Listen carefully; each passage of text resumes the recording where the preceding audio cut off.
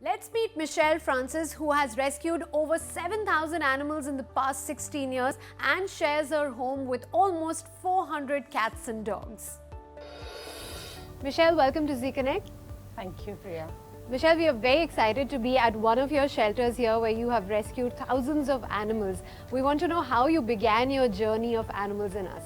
I think when I came to the UAE, I came here and I was recruited as a teacher, and that was almost 19 years ago. And I was teaching for the first year, and when I did see some dogs on the street, I began to feed them. And then I realized that there were more dogs on the street, and the feeding was not the only option. So I began to, TNR them. Now TNR means when you trap, neuter, and put them back on the street so that you don't have more babies. And what really happened is that it was one of our dogs that I just let our shelter, CJ. She was dumped by somebody on our doorstep, and we took her in, and she was our first ever rescue. Actually, she was supposed to be our pet. A few weeks later, we got the 4 pups. We found the mom hanging by her neck, so we picked up the 4 pups, and that's how the journey began. We took the 4 pups, and we already had 5 dogs, and then we began to TNR, and there's vet bills, there's a lot of things, and we began our journey in a flat, in an apartment. Then we moved to a villa because we had got more dogs. We had around 32 dogs in the villa, and then finally I think it was our neighbor began to complain about us. So and it's only obvious, I understand, and not that they were barking too much, but I understand these kind of situations. So I think that pushed me to start a shelter. Like, it was a big thing for me, but I didn't sit nights and think about it. I didn't decide and plan what's going to happen, what should I take, what's the money that I had. I had 6,000 dirhams with me, and I just came and took this place with the 6,000 dirhams, and I built up this shelter. Wonderful. So then I'm sure it's a challenge for you to play the role of a teacher, a rescuer at the same time. How do you do it? So the thing is that I believe in one thing. If you don't mind, it doesn't matter, right? It's all mind over matter. If you mind, it's going to matter. So it's a habit. So, I just go to school, I come back, I do all my school work, plus I do all this work. I like to work all the time. I like to be moving, There's no, I don't like to be sitting down. If I'm sitting down, I feel like, I'm not doing anything. So I just need to. You want it to be productive your entire day, every minute. All the time, every minute, even at night. There's been times when I haven't slept at night because I've been out feeding or I've been picking up dogs.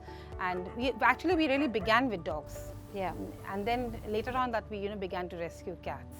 Okay, so it was dogs and cats, and are there any more animals? Yeah, I rescued foxes. It was from the hills here that I rescued a fox, and its back was broken, and I called the veterinary clinic that really does into wild animals, and then he had asked me that, are you sure you're going to pick up the fox? I said, if you're sure you're going to look after the fox, I'm going to pick it up. He said, okay, you first pick it up, then I'll talk to you. So in 20 minutes time, I picked up the fox, and I called him and I said, I've got the fox with me, and I'm going to bring him and come to the veterinary clinic. And he was quite shocked, but I did give the fox there, and then they took care of the fox and then put it back into the into its natural habitat. So how many animals really right now you have rescued so far? 7,000 plus dogs. Wow. Only. And cats, maybe about 90 to 100, not many, but because the thing is that I find it difficult, to rehome cats and dogs together. It's difficult. Yeah.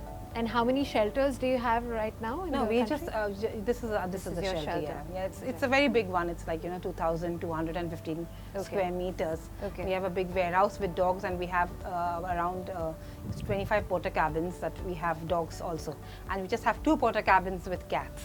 Okay. So after you rescue them and you've taken care of them and they're with you for a while, do you set them up for adoption? Yes. So what we really do is when we rescue, we make sure that we put this up on social media. Mm-hmm. Then we take it to the vet and go and we get it done. Because see, when a dog is rescued, it means that it's hurt badly. Yeah. After the dog is well, we look for a foster home. So Michelle, what is your typical day like? So in the morning, I wake up around 2 o'clock in the morning, or 2:30, just depends on the what I have to do. I go around, I have feeding stations in the morning that I got to feed, because sometimes if a dog is not there in the night or not well, then I've got to go pick up the dog and take it to the vet. So I pick up the dog at 2:30, then I come back to the shelter, we feed, we take the dogs out and we feed them, and then after Daniel takes over, then I go to school, I drive to school. If the dog is sick, I have to take the dog and go to the veterinary clinic. So I drive to school, somebody picks up the dog from there. So I'm at school the whole day busy, with the kids, and I don't think too much about dogs at that time. Yeah, it's just school. Yeah, just to make that clear. And then when I'm back from school, on my way back, I feed dogs. Maybe I have to feed 3 or 4 stations which I pass, so I feed those dogs. But when I'm back here, I have to come to the shelter, see that the dogs are fed. If there's any vet runs to do, I've got to do those vet runs. If there's any rescue to do, I've got to do that rescue. And then at 8 o'clock at night or 9 o'clock at night, I go around all the outside, right around this area, and I feed 40. There are 40 feeding stations that I've got to feed. So I feed these 40 feeding stations with at least 7 to 15 dogs in each feeding station. So I feed the dogs at night. I finish by 11 or 11:30. I'm back here. I just do the last whatever I've got to do for the next day, plan for the next day, 15-20 minutes, and I get back home. I have a bath and I'm into bed because I have to wake up at 2:30 in the morning. Again at 2:30 a.m. This is, morning. I don't know, I haven't really met a lot of people who wake up at 2:30 a.m. and you're a classic example of a person for whom 24 hours in the day are not enough for doing what you have to do. I need 48 hours. But again, you're doing a wonderful job. Thank you so much, Michelle, for talking to us. It's been a pleasure. Thank you for being here.